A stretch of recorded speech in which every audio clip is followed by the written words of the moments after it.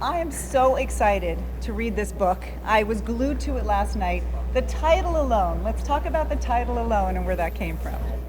Well, it was quite accidental. I never meant to be an icon. I never thought I'd be an icon.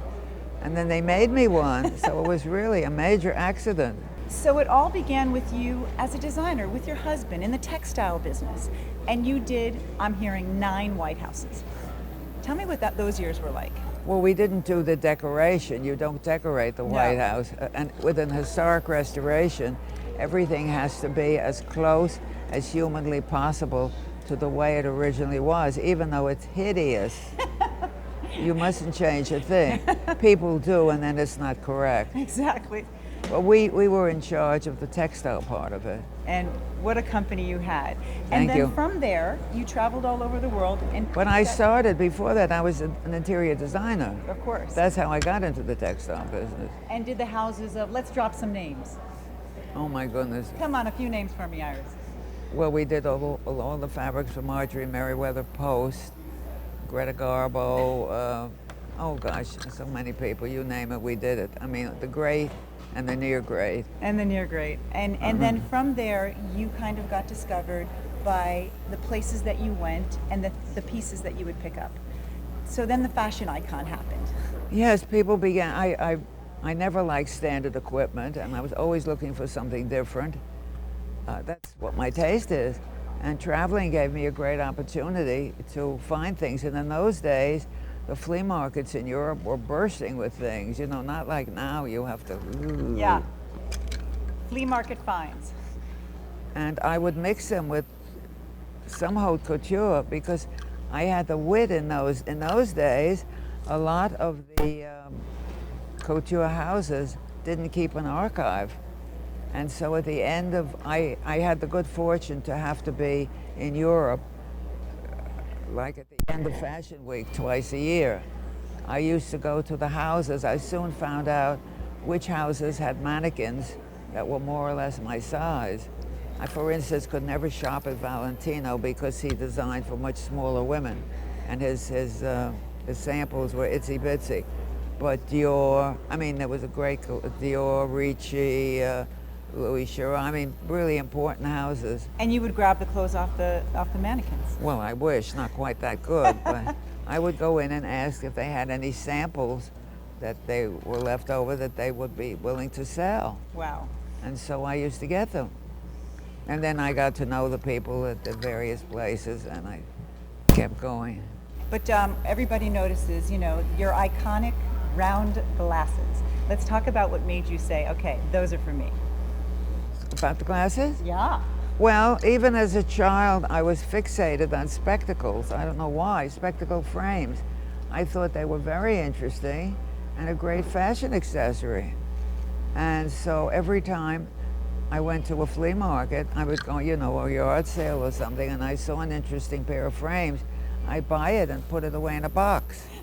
And as I grew older, I would take them out. I remember I was a late teenager, or my early 20s.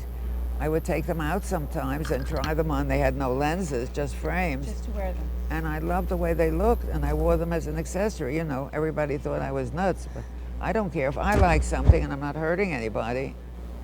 And that's kind of what your style is all about, right? It's Right. what you like. Right. I have to live with myself, and I don't like living in anybody else's image. I think it's foolish and frustrating. So finally, when I needed glasses, I don't know how old I was, pretty old, well, maybe 40, 50, something like that. I went to the box and they took out the biggest pair. And I brought them to the shop and they put the lenses in. And I began to wear them. And in those days, nobody was wearing oversized frames. If you remember, they were all small. Oh, yeah. Even the Benjamin Franklin. On the nose, yeah. And so people would stare at me, and some of them would come over and say, "Why do you wear them so large?" And Well, I think they look. and I would say, "The bigger to see you," and that shut them up. Shut them up quick. So now we go forward to, you have at the Met, a fashion exhibit, the first living non-fashionista to have one. These are pinch yourself moments, a documentary about your life. Do you say to yourself, whoa? Yeah, I'm very black and blue. All the pinching you're doing. Yeah. Because I never expected any of this. I really didn't. And I had a husband who was very supportive and who loved all this stuff better than I did.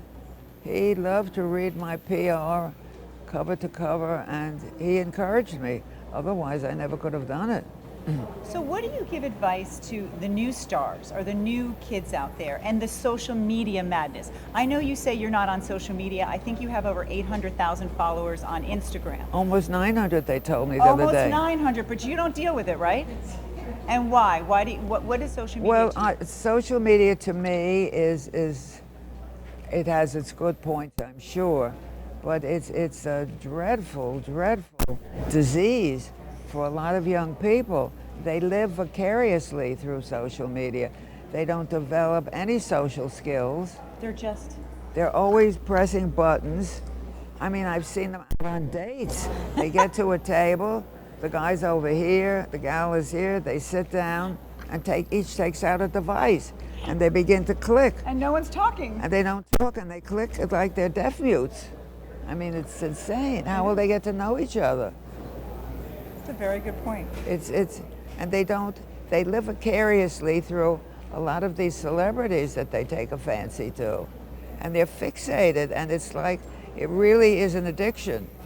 You'll be hearing a lot of scientists are working on it, and it is really, really an addiction. I think you're right. And it's a shame, it shouldn't be.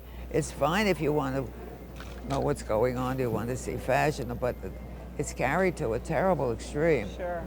I want to ask you last couple questions, and one is fashion advice to look at the fans you have here today. The people that have come to see you. First of all, that has to feel amazing. And if they come to you and say, advice on should I wear this, should I wear that, what do you say to people about fashion Well, advice? I can't give fashion advice en masse. It's not right. Everybody is different. No two people look exactly alike. No people are the same size. Some are larger, some are smaller. Some want to spend a lot of money, some don't. It's a very personal thing. I advise them to get to know themselves and try to become an individual, and so they can make their own decisions and not look like everybody else. And young people today have an enormous advantage with all of the fast fashion. In my day, you really had to think 6 times before you bought something because it was like an investment. You couldn't buy cheap clothes, you could buy cheap clothes, but not if you wanted fashion. And now, you can find looks that look like. Right. Now you have, I don't have to name all the shops, you know them all, but they're all available and they're all within reach, and you can try and experiment. And little by little, you learn by doing. Do you remember where you got this today? Oh yeah, well these are my pants from Home Shopping. You sell these on Home Shopping Network? Yeah, I design these and sell these. Beautiful.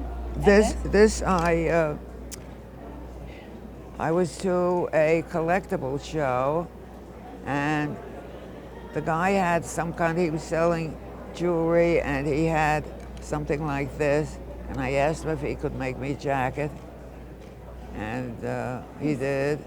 And these, they're all from all over the place. All flea markets and things and boutiques and all over the world? This is a lady in Holland. She's so good. She does all these fanciful things.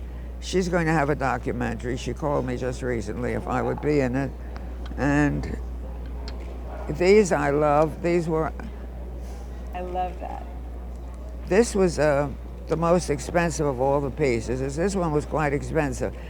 It was the Museum of Arts and Design in New York once a year does a show called Loot, and they invite 50 artists, jewelry artists, studio artists from all over the country, all over the world, and they all come with their wares and sell them. That's very cool. And this lady had a white one, and I said, "Oh, I love it, but I would like to have a white one and a black one. Could you make me a black one?"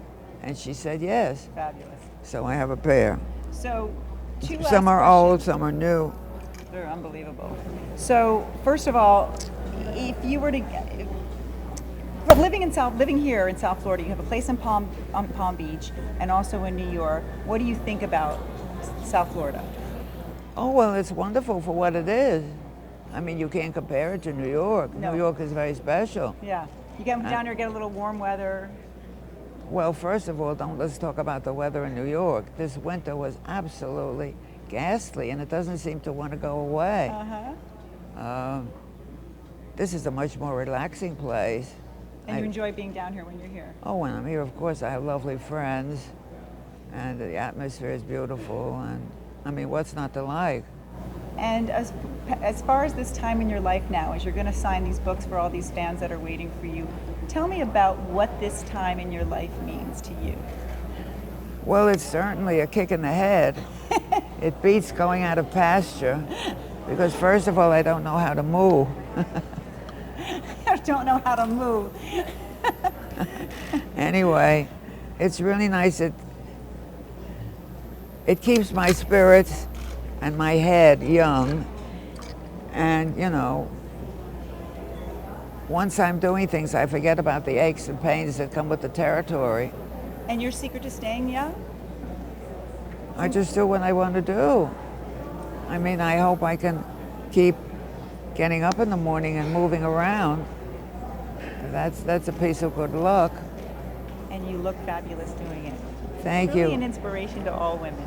Oh, thank you very much. Because you are yourself, and that's what you say to people. Don't try to be other people and get the big lips and get all the blow-up surgery. Oh my God, it's foolish. It's a waste of money. I mean, I think plastic surgeries are a godsend to somebody who's in an automobile accident or who is burned or has a nose like Pinocchio. But otherwise, I don't know why women are so afraid of saying how old they are. I think if God is good to you, every year that you get is a blessing, and you shouldn't try to hide it. But everybody, I mean, if you're in show business, I can understand you're having to do these things, but if you're just a normal citizen, why get all chopped up? Nobody's going to think if you're 79 that you're 23. Your hands are a giveaway. Yeah. And put something in your head instead of on your head. I love it.